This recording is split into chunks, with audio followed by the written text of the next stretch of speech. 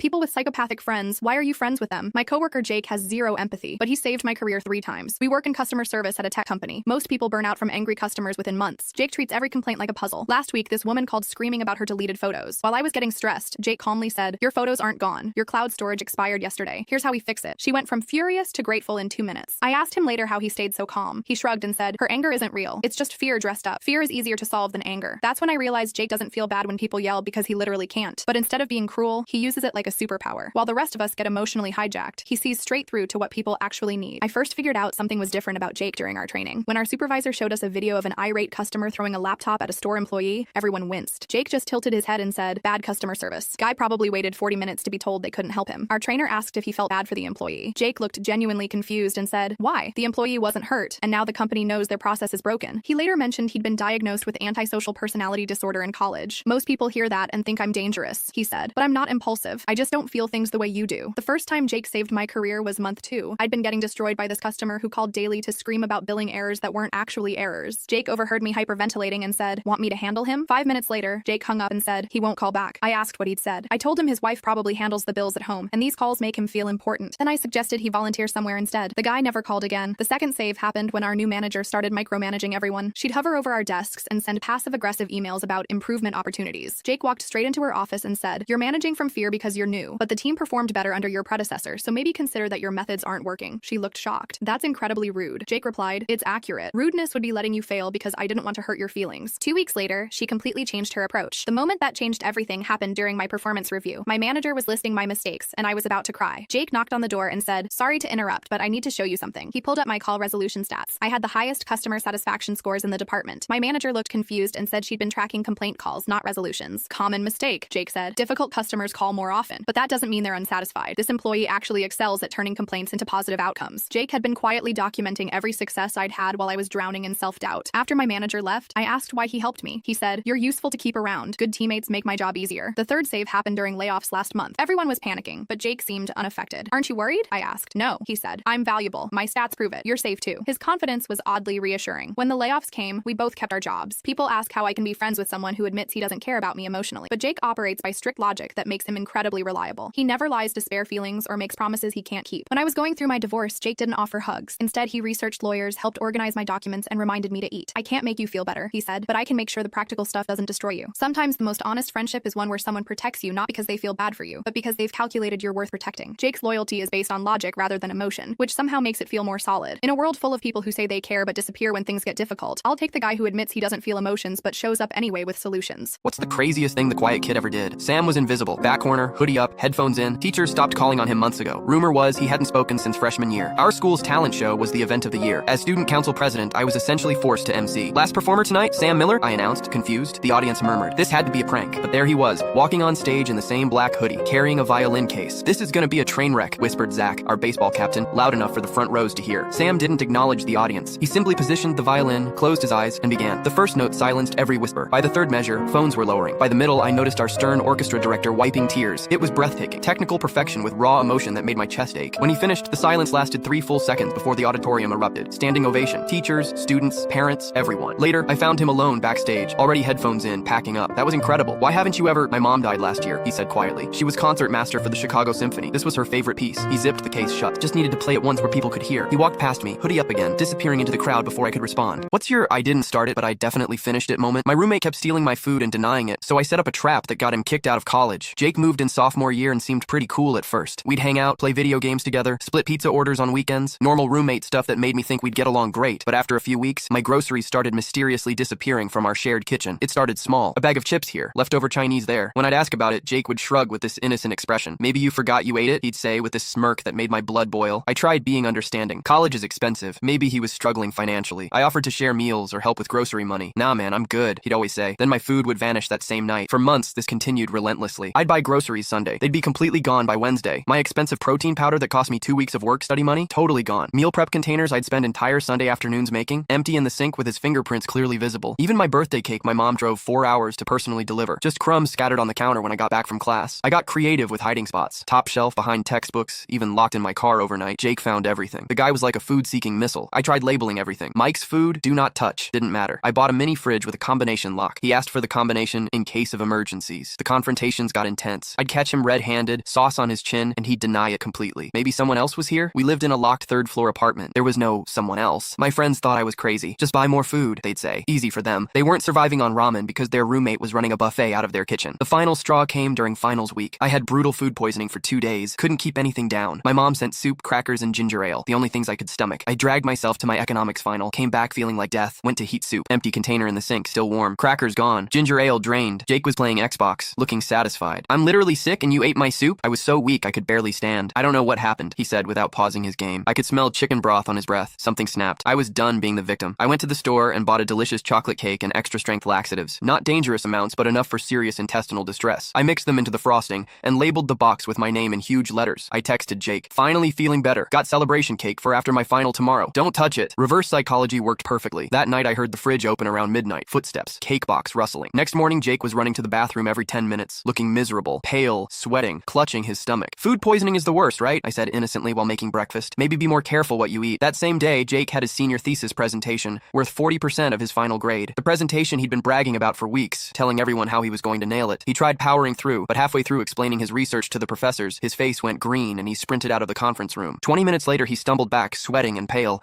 having lost all momentum. He stammered through the rest, forgot major points, ended 15 minutes early. He failed spectacularly. Complete failure, meaning he had to repeat the semester and delay graduation a full year. His job offer got rescinded because he couldn't graduate on time. His girlfriend broke up with him 2 weeks later. To this day, Jake has no idea why he got so unlucky with food poisoning on the most important day of his college career. Never touched my food again though. Jake became so paranoid about what he ate that he started bringing his own mini fridge. Sometimes the best revenge is letting natural consequences catch up at exactly the right moment.